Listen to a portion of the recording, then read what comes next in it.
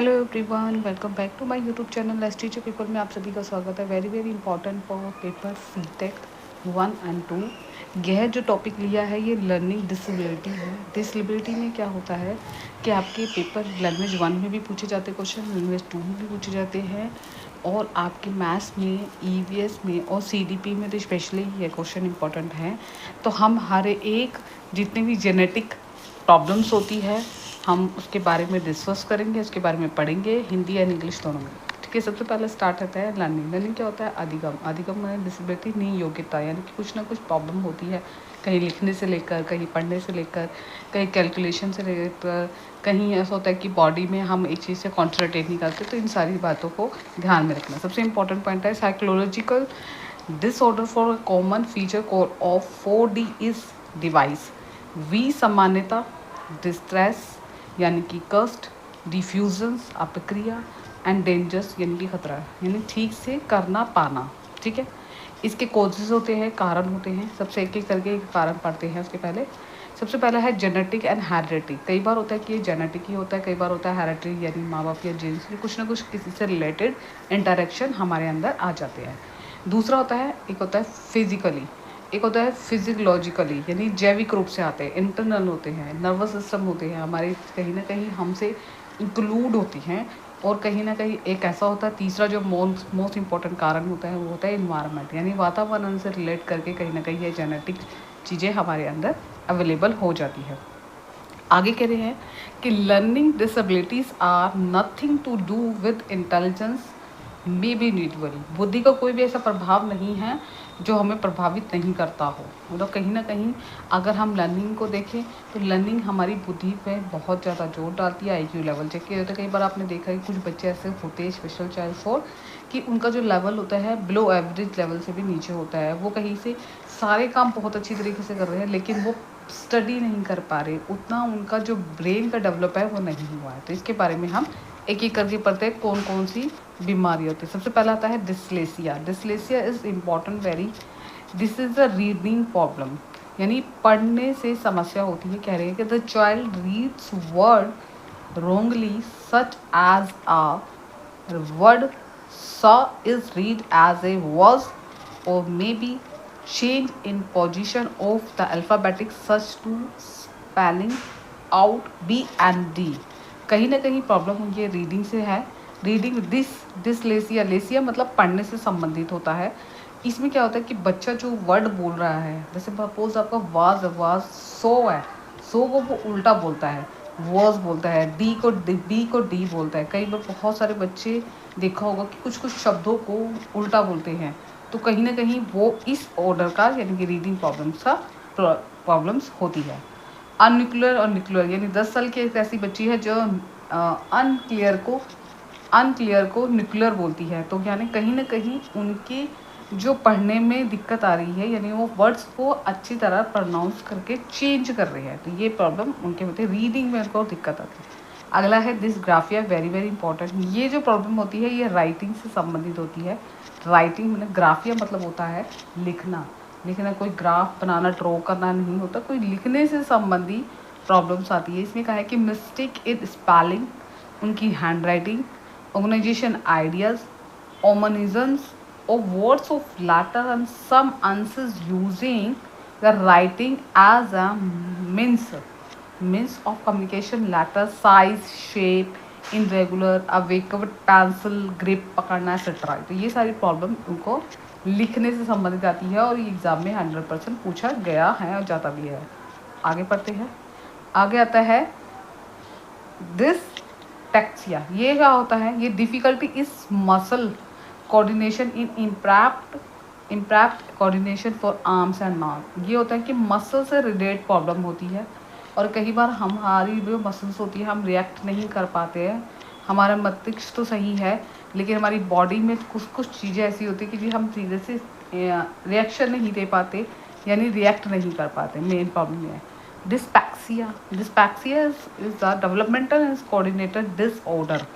This is the naak sensor integration order and due to which problem with the hand and eye coordinate and balancing the holding a pencil, buttering the shirt, butter यानी button को लगाना, typing the solars typing करना, difficulty to play the toy and involve good coordinator. मतलब ये है कि आपके आ का ना इसमें कोऑर्डिनेशन नहीं कर पा रहे, बैलेंसिंग नहीं कर पा रहे, पेंसिल को ठीक से पकड़ नहीं पा रहे हो, शर्ट के बटन नहीं लगा पा रहे हो, शूज लेसेस नहीं टाइप कर पा रहे, बांध नहीं पा रहे हो, डिफिकल्टी लेवल इस टॉय को इन्वॉल्व नहीं होती, कोऑर्डिनेशन की कहीं ना कहीं इसमें प्रॉब्लम होती है, इसलिए इसको डिस्लेक्सिया कहते हैं।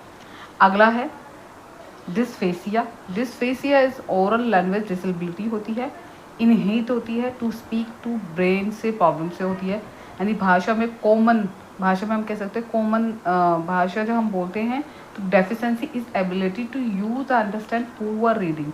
हम रीडिंग तो कर रहे हैं लेकिन वो ढंग से नहीं हो पा रही है, तो इसमें हमारा कॉमन जो हमारे कंप्रेसिव होता है result injured disease of the brain, brain communication जो होता है वो ठीक से रिस्पॉन्स नहीं करता, जिसकी वजह से ये प्रॉब्लम हमारे क्रिएट हो जाती है। डिसकैल्कुलिया जो मोस्ट इम्पॉर्टेंट है, कई बार होता है कि बच्चे कैलकुलेशन बहुत अच्छे करते हैं, हर 1-2 सेकेंड में कैलकुलेशन बहुत इजीली कर लेते हैं, लेकिन कई बार होता है यही उनकी कहीं ना कहीं प्रॉब्लम भी हो जाती है। Calculation and calculating problems in mathematics good is other subject expected to mathematics. Mathematics में वो इतना नहीं कर पाते कैलकुलेशन जितना कि और सब्जेक्ट को कर लेते हैं, तो कहने का भी प्राय कैलकुलिया इज मैथ, बेसिकली वो मैथ से ही रिलेट होती है। आगे देखते हैं, आगे है डिस्थीमिया, यानी कि ये जो होती है प्रॉब्लम, इसको बोलते हैं प्रीसीड डिप्रेशन डिसऑर्डर। डिप्रेशन में कहीं ना कहीं बच्चा मूड डिसेबिलिटी होती है, इसमें डीप सैडनेस हो जाती है, अकेले अकेले रहना लगता है, हेल्पलेसनेस हो जाती है, लोअर एनर्जी रहती है,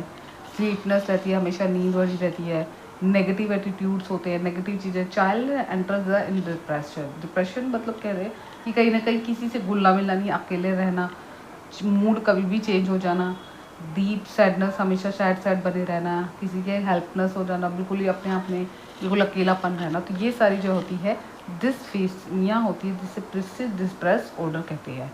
ठीक है, अगली वेरी इंपॉर्टेंट है, जिससे क्वेश्चन पूछे जाते हैं हर बार, attention deficit hyperactivity disorder, यानी कि ADHD होता है, एग्रेसिव होता है, इसमें एक ही जगह पर बच्चा कॉन्सेंट्रेट नहीं कर पाता है, बहुत ही इंपॉर्टेंट है ना। इसमें कि lack of concentration, interactive, impressibility and psychology someone characterized by display to developmentally immunity failure of attention। मतलब वो ठीक से उस चीज़ को कॉन्सेंट्रेट नहीं करता, ध्यान नहीं केंद्रित कर पाता। जैसे रंग क्रम, जैसे चलना हो, चलते चलते गिर जाएगा, ऊपर चढ़ना हो तो गिर जाएगा, talk expressive, slow expensive and this motor activities होती है, जिसके कारण से बच्चे को ये प्रॉब्लम हो जाती है कहीं ना कहीं।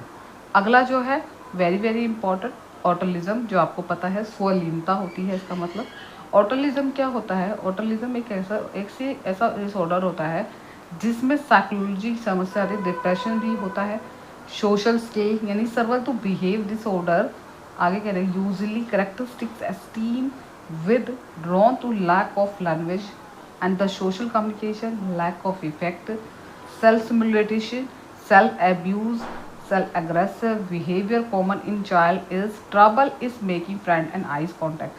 वो पूरी तरीके से आई कांटेक्ट नहीं कर पाता, कई बार होता है कि अपने आप को अग्रेसिव बना लेता है, बहुत ज़्यादा नुकसान भी पहुंचा सकता है।